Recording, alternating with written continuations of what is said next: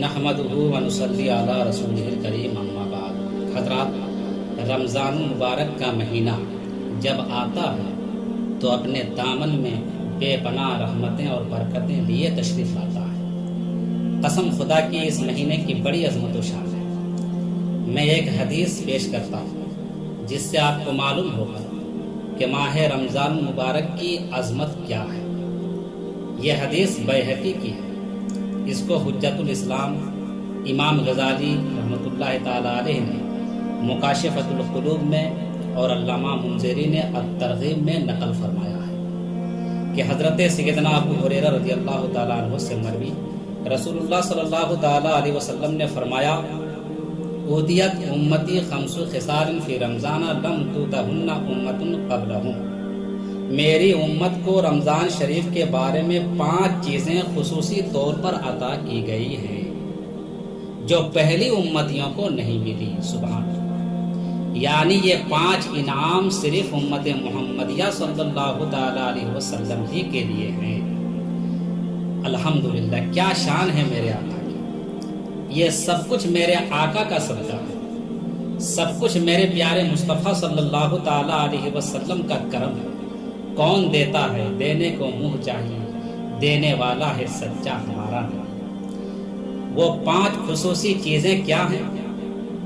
تو میرے آقا علیہ الصلوۃ والسلام آگے ارشاد فرماتے ہیں، نمبر 1، خلوف فم الصائم اطیب عند اللہ من ریح المسک۔ روزہ دار کے منہ کی بو اللہ تعالیٰ کے نزدیک مشک سے بھی زیادہ پسندیدہ ہے۔ حضرات محترم، یہ مقام غور ہے کہ اللہ تعالیٰ کی جانب سے کتنی محبت کا اظہار ہے۔ اللہ تعالیٰ اپنے بندوں سے کس قدر محبت فرما رہا ہے، اسی محبت کا اظہار ہے۔ دنیا میں کئی مجازی محبت کرنے والے ہیں جو اپنے محبوب کے ہونٹ چوما کرتے ہیں، یہ ان کی محبت کا اظہار ہے۔ اللہ نے فرمایا، میرے بندو، تو نے میری خاطر سب کچھ چھوڑ کر اپنے آپ کو روزہ دار رکھا، اب مجھے تجھ سے اتنی محبت ہو گئی کہ میں تیرے ہونٹ چوموں، مگر چومنے سے پاک ہوں، اس لیے میں نے اپنی محبت کا اظہار یوں کیا کہ روزہ دار کے منہ کی بو مجھے مشک سے بھی زیادہ پسندیدہ ہے۔ سبحان اللہ۔ اب آئیے اس جگہ پہ ایک واقعہ یاد آ گیا، سنیے اور اپنے ایمان کو تازہ کیجیے۔ سورہ بقرہ پہلا پارہ کی آیت ہے، وَإِذْ وَعَدْنَا مُوسَىٰ 40 لَيْلَةً، اور جب ہم نے موسیٰ سے 40 رات کا وعدہ فرمایا۔ اس آیت کریمہ کے تحت حکیم الامت حضرت مفتی احمد یار خان نعیمی علیہ الرحمہ تفسیر نعیمی جلد اول صفحہ 330 میں فرمایا ہے کہ جب موسیٰ علیہ السلام اپنی قوم کے بیت لینے کے لیے کوہ طور پر تشریف لے گئے تو اللہ تعالیٰ نے فرمایا، اے موسیٰ، پہلے 30 دن طور سینا میں قیام کرو اور دین میں روزہ رکھو، تب توریت بھی ملے گی، بلا واسطہ کلام بھی ہوگا۔ جب یہ 30 دن پورے ہو گئے تو موسیٰ علیہ السلام کے دل میں خیال پیدا ہوا کہ میں نے بہت دنوں سے مسواک نہیں کی، شاید منہ میں بو ہو، تو آپ نے مسواک کر دیا۔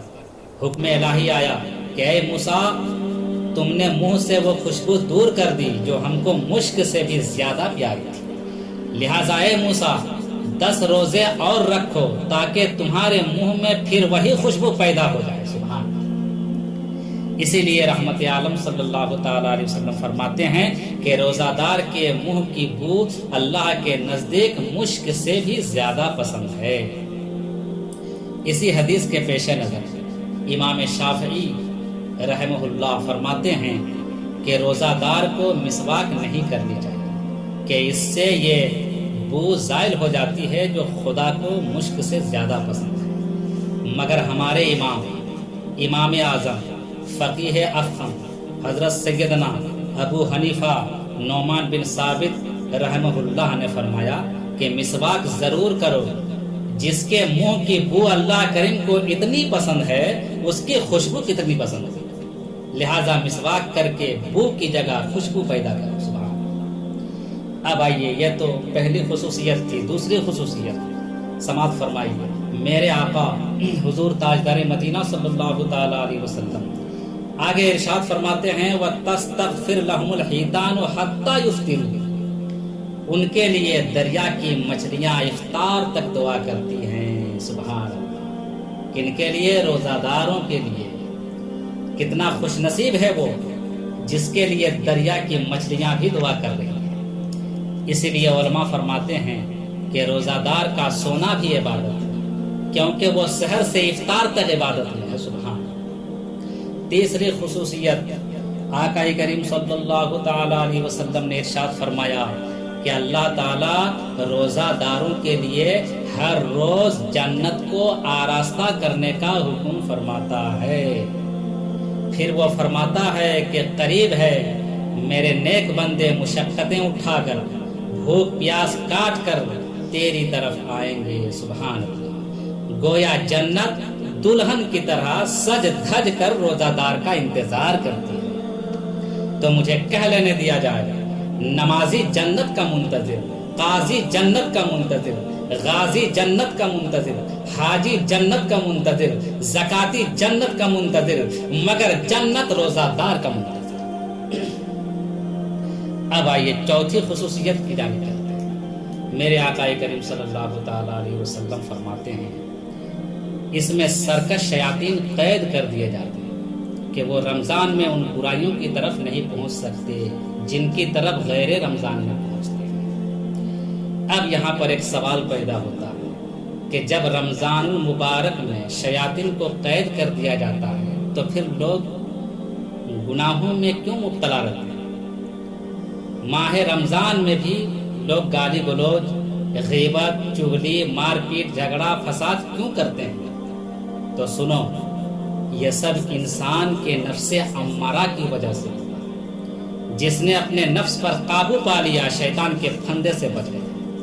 چنانچہ قرآن مجید میں ہے پارہ 30 سورہ نازعات، وَنَهَا النَّفْسَ عَنِ الْهَوَىٰ فَإِنَّ الْجَنَّةَ هِيَ الْمَأْوَىٰ، اور نفس کو خواہش سے روکا تو بے شک جنت ہی اس کا ٹھکانہ ہے۔ سبحان اللہ۔ جب اللہ تعالیٰ نے فرشتوں سے فرمایا کہ اے فرشتوں آدم کو سجدہ کرو، آدم کو سجدہ کرو، تو سبوں نے سجدہ کیا مگر ابلیس نے انکار کر دیا۔